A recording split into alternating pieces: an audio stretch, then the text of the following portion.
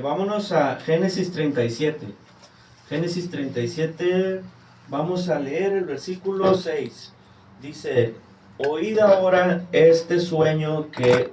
Génesis 37, 6, ¿sí les dije? Dice, y les dijo, oíd ahora este sueño que he soñado. He aquí que atábamos manojos en medio del campo, y aquí que mi manojo se levantaba y estaba derecho, y que vuestros manojos estaban alrededor y se inclinaban al mío. Ok, en este versículo, en el versículo 6, nos habla la vida de José, sobre la vida de José el soñador. Hoy vamos a estar viendo el propósito de Dios en tu vida. De eso se trata el día de hoy, el propósito de Dios en tu vida. Hay gente que va por la vida, hay gente que va por el mundo sin saber cuál es el propósito de Dios para su vida. Hay gente que vive toda una vida y se dicen gente de mundo y se dicen gente que conoce porque han viajado a no sé dónde, porque han viajado a no sé cuánto, y resulta que no conocen el propósito de Dios en su vida. Amén. Es algo triste que la gente pueda vivir toda una vida, 50, 60, 80 años, sin vivir el propósito de Dios para su vida. Amén. Es algo triste, es algo triste, es algo triste que Dios, que puedan vivir una vida sin un propósito. Amén. Amén. Entonces, vemos cómo José tiene un sueño en este versículo. José tiene un sueño y vemos cómo el sueño de José que él tiene, dice que su manojo se levantaba arriba de los manojos de sus hermanos, y que aún el manojo de su padre. ¿Qué es un manojo? Un manojo es un atado, es un atado de algo. Como ellos cortaban, por ejemplo, vamos a decir una cosa, ¿no? El trigo, y juntaban el trigo y lo amarraban. Entonces hacían unos manojos así de trigo, y los ponían ahí, los iban poniendo, y luego ya llegaba a alguien que llevaba una yunta, que llevaba algún carro, pues, y ya los juntaba y ya se los llevaba. Ellos nomás hacían los manojos. Entonces estaban haciendo manojos, por eso dice que estaban haciendo manojos. Y cuando estaban haciendo los manojos como de trigo, dice que su manojo de José se levantaba arriba de todos ellos y se quedaba altísimo como un edificio. Y los manojos de sus hermanos se quedaban bajitos y se inclinaban ante el manojo de él, o sea, se acostaban hacia su manojo de él, haciendo una reverencia. Entonces, aún los manojos de sus padres, aún el manojo de su padre, aún el manojo de sus hermanos, de todos. Entonces, inclusive el mismo papá le pregunta y le dice, ¿a poco? Dice, hasta nosotros, tus padres, dice, vamos a inclinarnos ante ti. O sea, entonces a los hermanos, pues no les cae nada bien. A los hermanos les cayó como balde de agua fría, les cayó mal, porque dice, como yo, siendo un hermano de igual a igual, me voy a acostar a reverenciarte a ti. Entonces, se les hizo un tanto presumido, se les hizo un tanto pues egocéntrico, ¿sí? Y quizás a lo mejor, no sé si hubiera sido lo más indicado haber transmitido el sueño a sus hermanos, pero era parte del propósito. Sí. Era parte del propósito. Pero a lo mejor ahí a José le faltó poquita sabiduría, era un sueño de Dios y él, ¿no? Pero le digo, era parte del propósito. Era parte del propósito, era parte de los planes. Entonces vemos cómo sus hermanos se llenaron de envidia, sus hermanos de él se llenaron de arrogancia, se llenaron de un, ¿cómo va a ser posible? ¿Sí me explico? Sí. O sea, ¿cómo va a ser posible? Entonces, hasta este punto, José había vivido una vida, era un joven, era muy joven, pero hasta este punto José había vivido una vida sin saber ni conocer el propósito de Dios para su vida. Inclusive vivió en Egipto, se hizo adulto, se casó, tuvo 2 hijos y aún casado, aún cuarentón se puede decir, Sí. no conocía el propósito de Dios para su vida. Y tristemente así vive mucha gente hoy en la actualidad. Sí. Sí. Conocen de la palabra de Dios, saben de la palabra, han escuchado alguna vez, Sí. pero aún no saben cuál es el propósito de Dios para su vida. Es algo triste. Sí. Es algo triste no conocer el propósito de Dios para tu vida. No saber qué es para lo que tú fuiste destinado. No para las tortillas que estás amasando. No para las gelatinas que estás haciendo. No para la casa que estás cuidando. No para... Sí. Sino el propósito de Dios para tu vida. Sí. El propósito de Dios. No tu trabajo secular. El propósito de Dios para nuestras vidas. No los muchos carros que yo vendo, no los muchos montacargas que yo puedo llegar a vender. No, el propósito de Dios para nuestra vida. La gente vive 40, 50, 60 años sin conocer el propósito de Dios para su vida. Es algo triste. Es algo triste. Que la gente pueda vivir toda una vida y no conocer el propósito de Dios para su vida. El ladrón en la cruz. El ladrón en la cruz. Murió sin conocer el propósito de Dios para su vida. ¿Fue salvo? Fue salvo. Le dijo Jesús, hoy mismo, dice, estarás conmigo en el paraíso. Se refería al seno de Abraham. Pero no conoció el propósito de Dios para su vida. No supo cuál era su misión en este planeta Tierra. Así es. La gente tenemos tantos trabajos seculares, tantas cosas a que dedicarnos en tantas partes y vivimos una vida completa y hacemos tantas cosas sin conocer el propósito de Dios para nuestra vida. ¿Por qué? Porque hay que hacer esto, porque hay que hacer el otro, porque tengo que levantar esto, porque... Y así vivimos, haciendo cosas, sin conocer el propósito de Dios para nuestras vidas. Y a veces llegamos a pensar que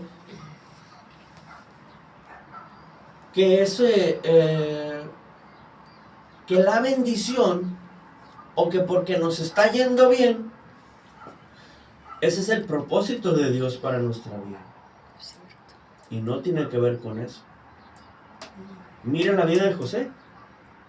Lo vendieron sus hermanos. Se fue de esclavo a Egipto. Y ese era el propósito de Dios para su vida.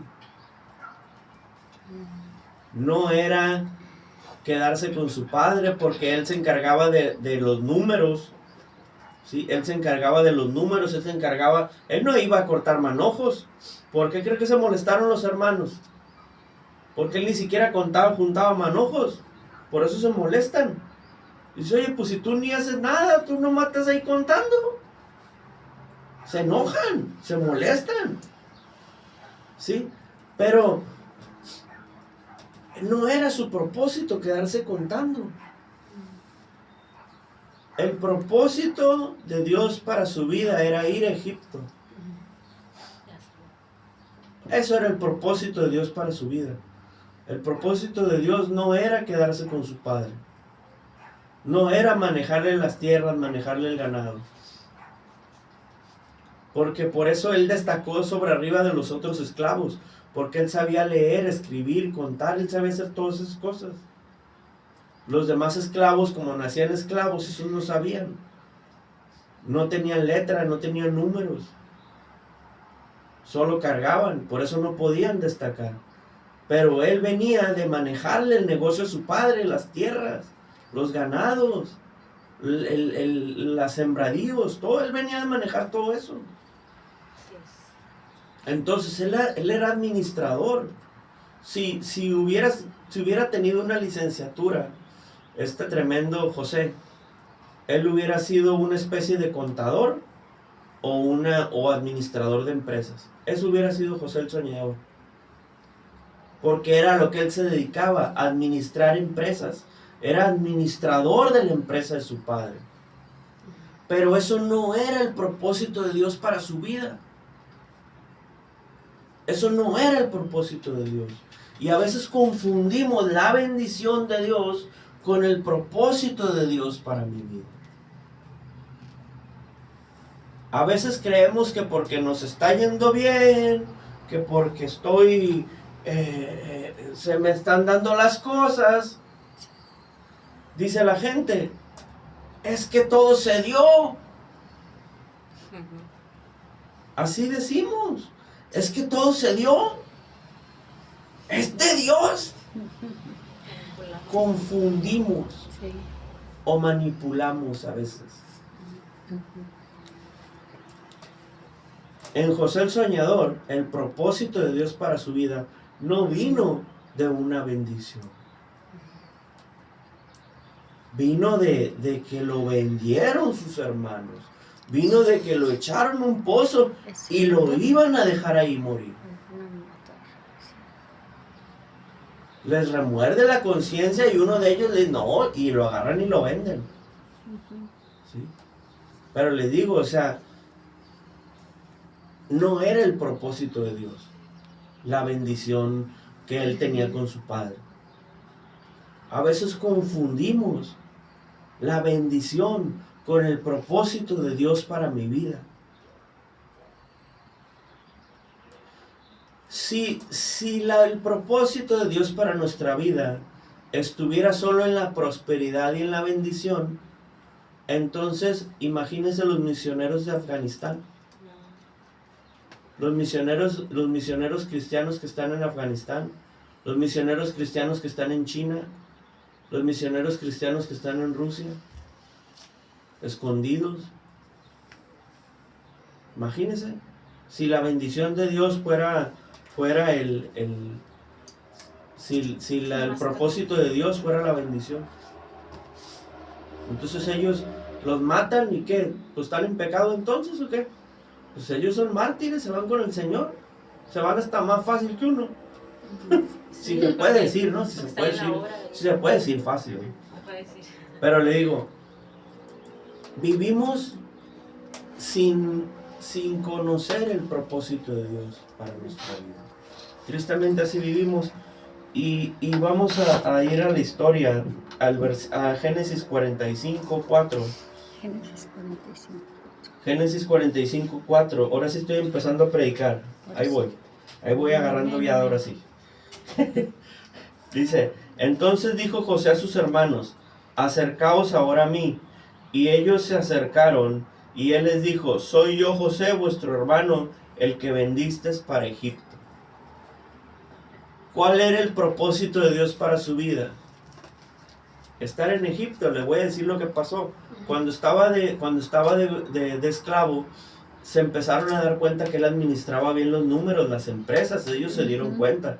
Entonces lo que hicieron fueron que lo empezaron a poner a cargo de cosas, de los patrones. ¿Sí? Era el esclavo, era como quien dice ya no era esclavo, sino era un administrador.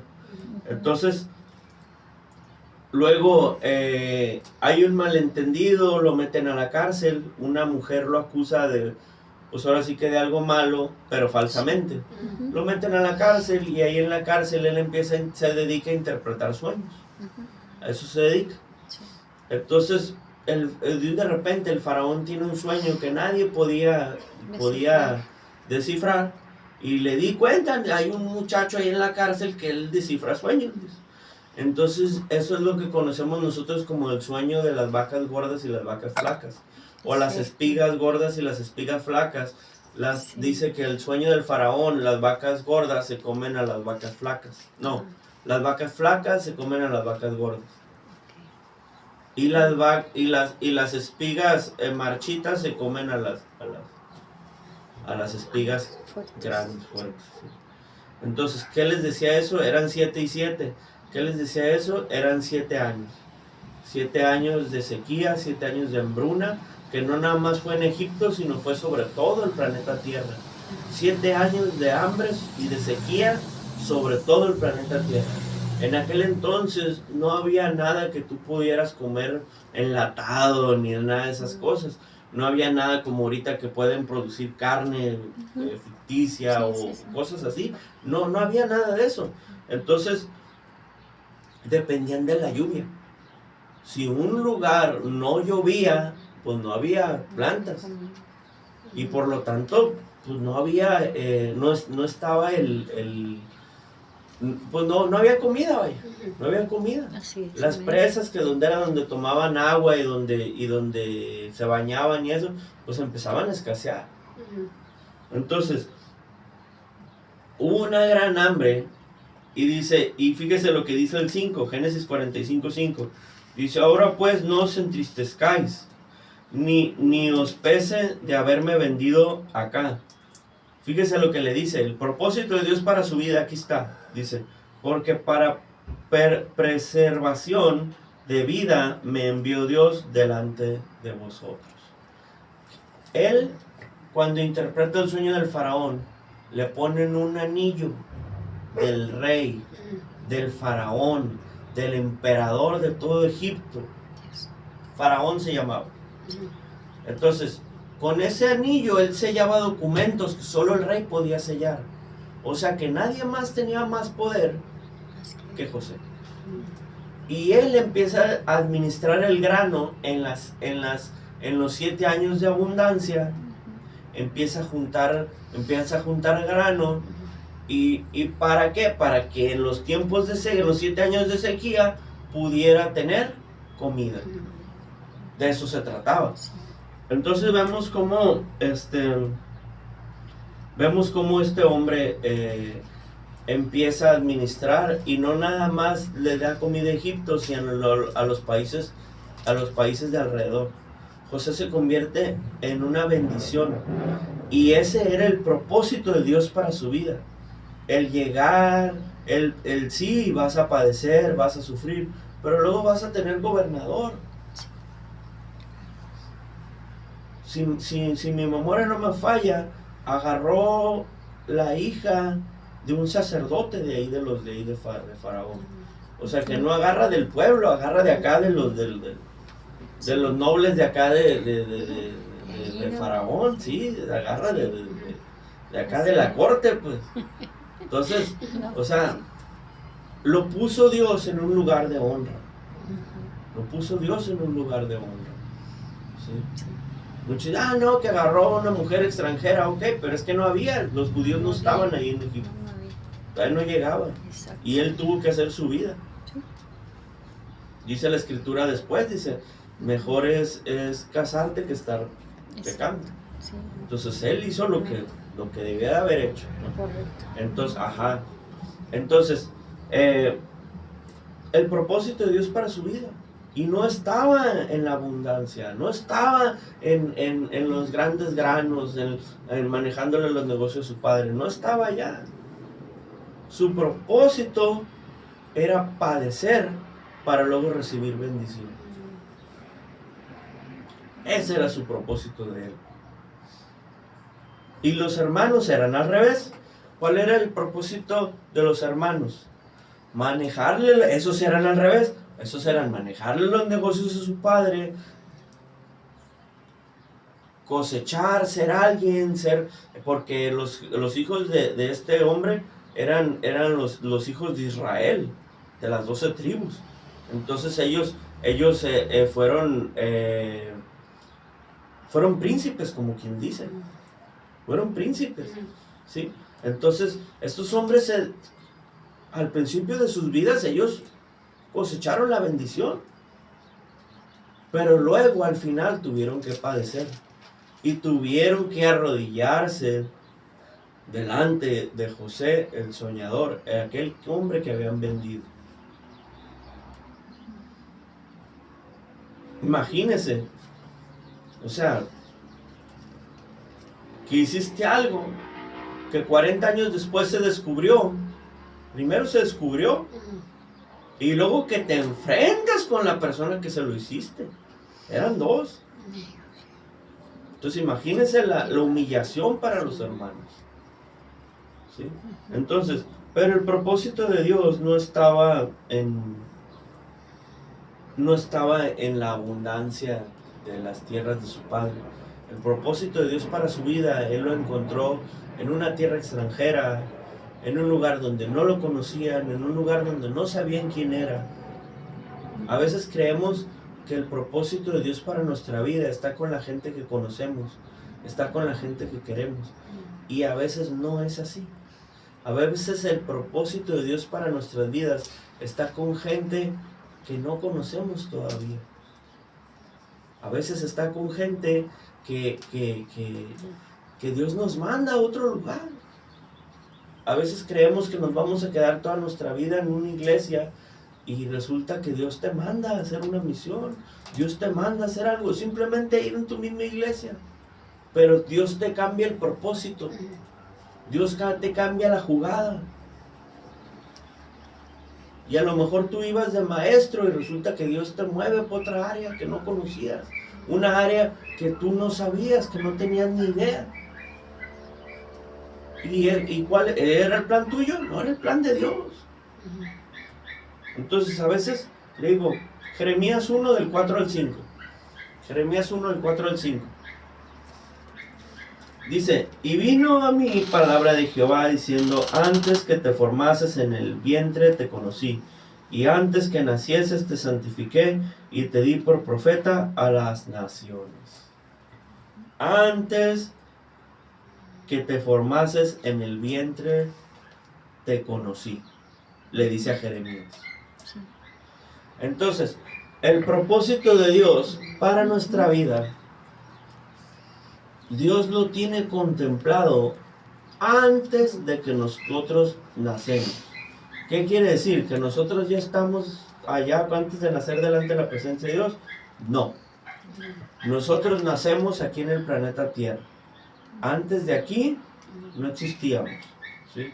Existe algo que se llama tricotomía, es teología básica, ¿sí? Se refiere a cuando hay una unión entre el hombre y la mujer, Dios sopla, y al soplar Dios se crea el alma. Antes de eso no existíamos. Si no tiene idea, busque tricotomía. Váyase al internet, busque tricotomía y ahí le va a decir exactamente qué es la tricotomía. ¿Okay? Es el soplo de Dios. Le dice a Ezequiel, hijo de hombre, le dice, sopla sobre esos huesos secos. Sopla sobre esos huesos secos. Es el soplo de Dios. Cuando ocurre la creación del alma, ¿sí? Se llama tricotomía. Entonces, vemos cómo, pero antes, fíjese, de que fuésemos formados en el vientre de nuestra madre, porque nos está formando Dios, no la madre, nos está formando Dios adentro del vientre de la madre. Eso es lo que hay que tener bien en cuenta. Es Dios el que nos forma en el vientre de nuestra madre. Entonces, cuando nosotros, antes de que empiece, dice más después, ahorita un versículo que vamos a leer, dice, mi embrión, dice, vieron tus ojos. O sea que en lo escondido, en lo profundo del vientre de la madre, en una de las paredes del vientre de la mujer, Dios nos está creando. Dios nos está formando, ¿sí? Entonces, pero antes de que eso ocurra, Dios ya tiene un plan para tu vida aquí en el planeta Tierra. Y a veces no va a ser de la forma que tú piensas. A veces no va a ser con grandes honores, a veces no va a ser con grandes pancartas, a veces no va a ser con grandes vítores. No. A veces es un propósito más diferente. Pero que al final lleva a un lugar de honra. El propósito de Dios para nuestra vida es muy diferente en cada persona, no puede ser el mismo. Porque cada persona tiene un lugar diferente, una forma de comportarse diferente, una forma de ver la vida diferente. Entonces, el propósito de Dios cambia en cada uno. A lo mejor el propósito de Dios para unos es la música, la alabanza. A lo mejor el propósito para otros, no sé, es ser maestro.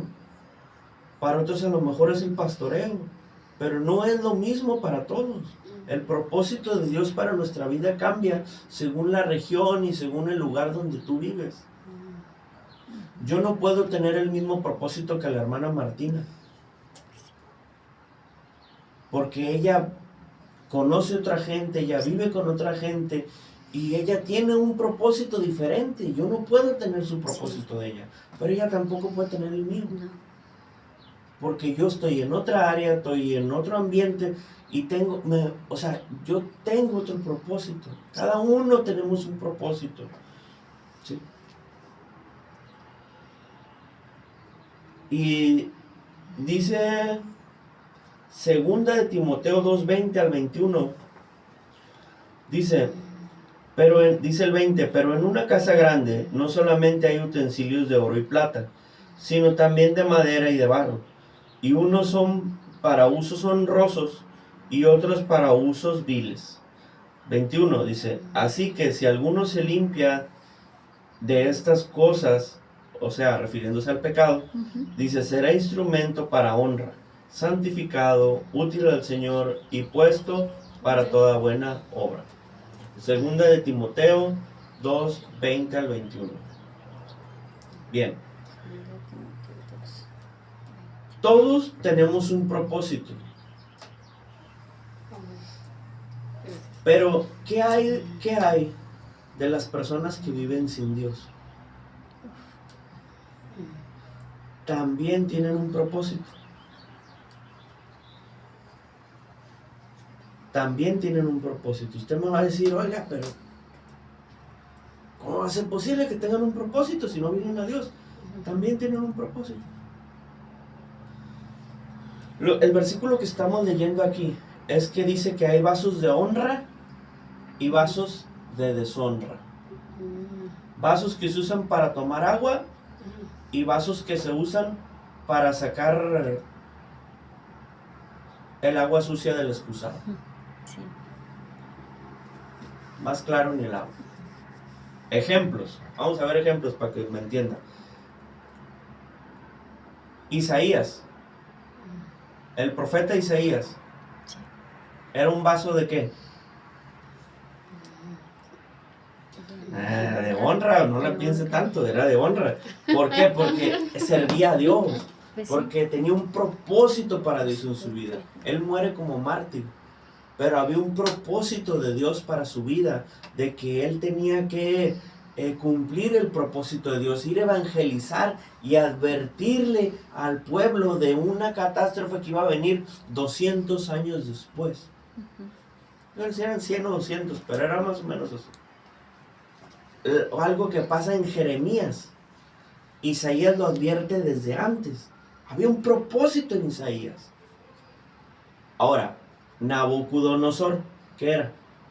Nabucodonosor era un vaso de deshonra. ¿Por qué? Porque es un vaso que Dios usó para castigar al pueblo de Israel. Fue un utensilio sucio, un utensilio que no se limpiaba, un utensilio que estaba cochino, pero que Dios lo usó para castigar a Israel. Ciro el persa, vaso de deshonra, un vaso sucio, un vaso que vivía para el pecado, un vaso que era solamente para el mal, y Dios lo usa para castigar también al pueblo de Israel.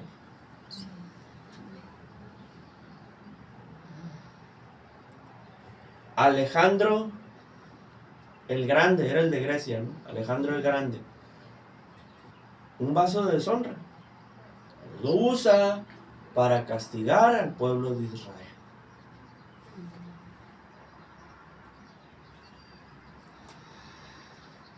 Jeremías, un vaso de honra. Entonces, para no irnos tan lejos, ¿qué vaso queremos ser nosotros? ¿Queremos ser un vaso de honra o queremos ser un vaso de deshonra? ¿Queremos ser un utensilio sagrado usado para los propósitos de Dios o queremos ser un vaso que Dios use para tentar a su pueblo? Un vaso que son tentados, son vasos usados para probar la fidelidad del pueblo de Dios, pero que no necesariamente son vasos limpios, sino vasos de deshonra. Hay vasos de honra, dice aquí la escritura, hay vasos viles y vasos de honra. Yo quiero ser un vaso de honra. Yo quiero ser un vaso de honra. A lo mejor batallamos con el carácter. A lo mejor batallamos, no sé, con nuestro temperamento. Pero debemos de buscar ser vasos de honra. Que no nos tenga el Señor por un vaso de deshonra. Que no nos tenga el Señor como un vaso malo. Sino que seamos como José. Como José el soñador. Un hombre humilde, pero una bomba en las manos de Dios. Llegó a ser el segundo de Faraón. Y Egipto en aquel entonces era la potencia número 1 del mundo. Arriba de todas. Cuando cambian los tiempos, va cambiando el número 1, la potencia del mundo. Nunca ha sido el mismo. En todos los años, cada 100, 200, 300 años cambia la potencia. Nunca se ha quedado el mismo durante mucho tiempo. Siempre empezó, por ejemplo, David con Israel, empezó Egipto, luego siguió Israel y luego sigue Siria, Asiria, y luego sigue Babilonia, y luego sigue Ciro los medos persas, y así, Grecia, Roma, los bárbaros, y así, los musulmanes, y así van siguiendo. Pero nunca ha estado el mismo, siempre cambia. Nosotros debemos de buscar ser usados por Dios como vasos de honra. Ya para terminar, vámonos al Salmo 139 del 13 al 16. Dice: porque tú me formaste en mis entrañas, tú me hiciste en el vientre de mi madre. Te alabaré porque formidables y maravillosas son tus obras, estoy maravillado y mi alma lo sabe muy bien. Dice el 15: no fue encubierto de ti mi cuerpo, bien que en oculto, o sea, en el vientre de la madre, fui formado, dice, entretejido en lo más profundo de la tierra.